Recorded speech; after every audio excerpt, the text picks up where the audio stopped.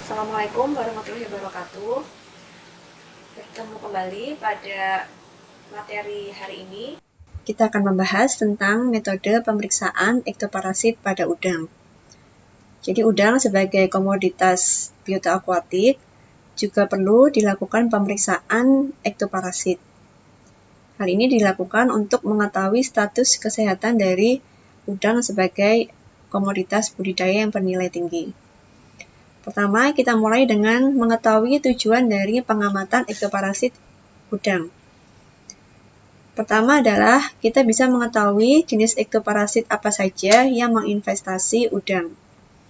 Yang kedua, kita bisa mengetahui predileksi dari ektoparasit yang menginvestasi udang. Metode pemeriksaan ektoparasit pada udang yang bisa kita gunakan, pertama adalah kita bisa menggunakan metode natif atau langsung, yaitu dengan bantuan dari mikroskop stereo ataupun mikroskop cahaya. Metode natif ini bisa kita gunakan jika udang yang kita periksa kesehatannya berukuran benih atau larva, sehingga udang tersebut cukup untuk kita letakkan di atas objek gelas secara langsung. Yang selanjutnya, jika udang kita berukuran besar atau udang indukan, maka kita bisa menggunakan metode scraping atau pengerokan untuk melakukan pemeriksaan ektoparasit. Jadi, kedua metode ini bisa kita pilih bergantung pada ukuran dari benih udang atau bergantung pada ukuran sampel udang yang kita dapat. Organ yang diamati adalah karena ektoparasit, maka yang kita amati adalah permukaan tubuh, kaki renang, kaki jalan, maupun ekor atau bagian tubuh udang lainnya. Nah, sebelum melakukan pemeriksaan ektoparasit, kita harus tahu dulu bagian-bagian dari tubuh udang. Sehingga kita bisa memetakan jenis parasit apa saja, termasuk di bagian mana saja ektoparasit tersebut ditemukan. Apakah di kaki jalan, apakah di kaki renang, apakah di ekor, atau di permukaan tubuh lainnya. Untuk bahan-bahannya bisa kita lihat pada video berikut ini.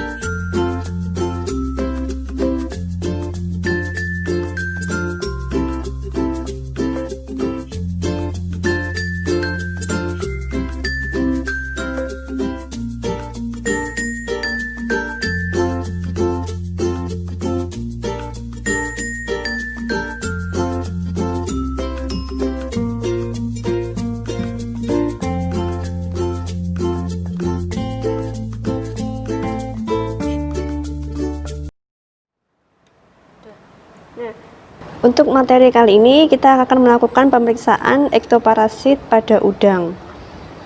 Jadi karena ektoparasit, maka yang akan kita amati adalah terutama kaki-kakinya, kaki renang, kaki jalan, dan juga ekor.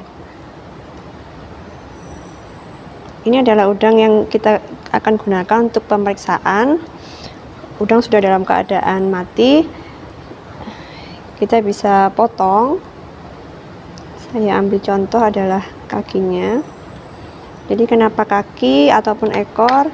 Karena tubuh udang diselimuti oleh karapas yang keras.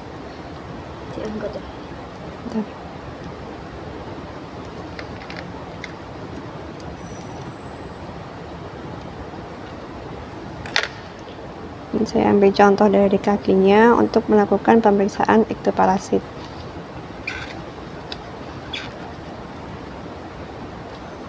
Kemudian kita beri air.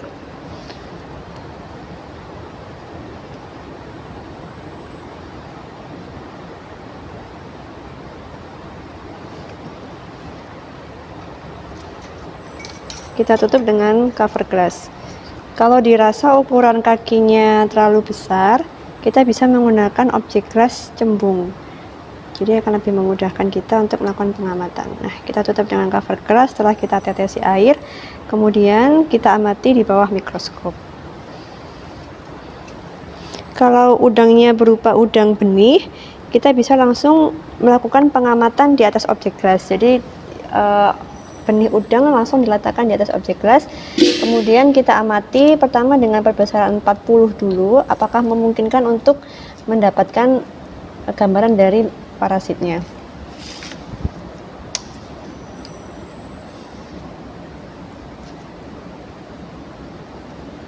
Nah, kita amati perbagian sampai menemukan parasit.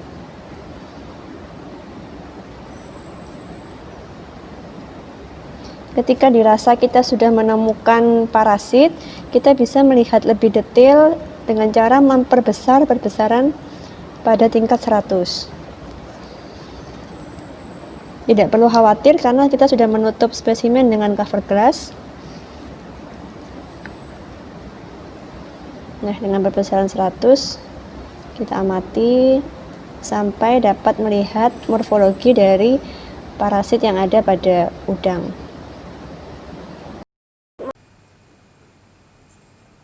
Kemungkinan ektoparasit yang ditemukan pada udang berbeda pada ektoparasit yang ditemukan pada ikan.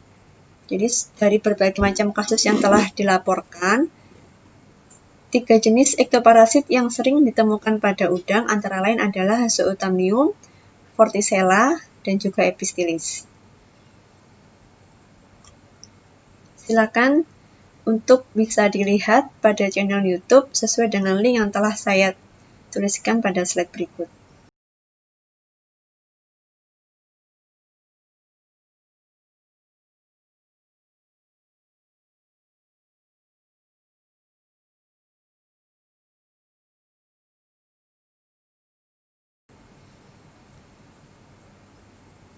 Berikut adalah gambar dari ektoparasit genus Zootamnium. Ektoparasit ini merupakan ektoparasit yang bersifat mikroskopis. Artinya, hanya bisa dilihat dengan bantuan mikroskop cahaya. Zootamnium merupakan protozoa dari kelas Ciliata. Jadi kalau dari kelas Ciliata, tentu saja pada tubuhnya kita bisa melihat adanya silia. Kemudian untuk bentuk tubuh dari Zootamnium adalah berbentuk seperti lonceng, bulat seperti lonceng, dan dia hidup secara berkoloni atau berkelompok. Ukurannya adalah mikron, mulai dari 40 sampai 60 mikron, dan pengamatan di bawah mikroskop, ukuran tubuhnya adalah, warna tubuhnya adalah transparan. Dan jika kita ingin menghitung berapa jumlah dari Zootamnium, maka yang kita hitung adalah zooidnya. Nah, ini adalah satu zooid.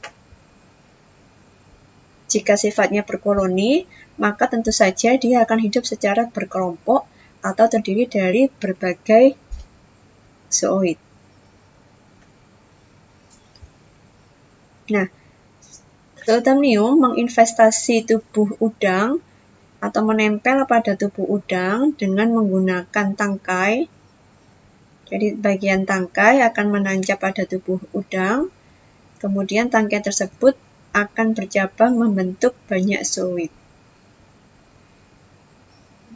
Parasit lainnya yang kemungkinan bisa ditemukan pada udang adalah Epistelis. Bentuknya hampir sama dengan Zootamnium.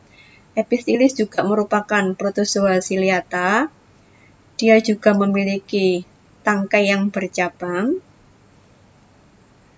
Nah, kita bisa melihat adanya kontraktil vakuola dan juga ditemukan pada jumlah yang berkelompok dan juga transparan. Ini adalah morfologi dari Epistelis yang ditemukan pada udang. Bisa kita lihat secara detail pada channel YouTube seperti yang sudah saya tuliskan pada slide berikut ini.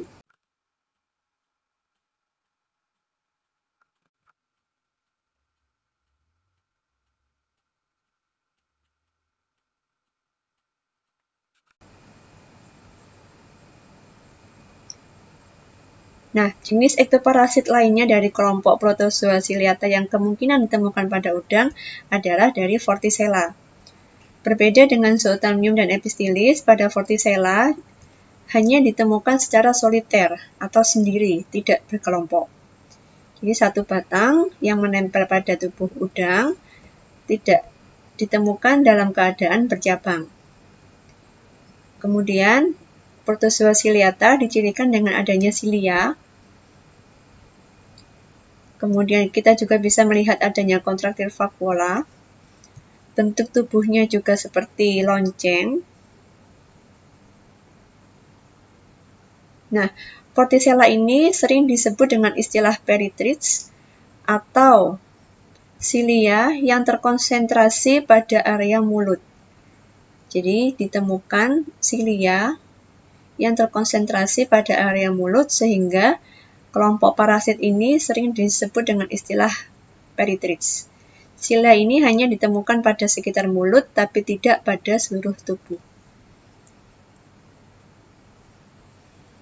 Ini jika dilihat di bawah mikroskop binokuler, bahwa ektoparasit ini ditemukan dengan tubuh transparan dan dengan ukuran mikron. Karena dia soliter, maka dalam satu tangkai hanya satu zooid. Berbeda dengan Zoothamium maupun Epistelis, satu tangkai dia akan ditemukan dalam keadaan bercabang. Namun jika Vorticella, dia sifatnya adalah soliter.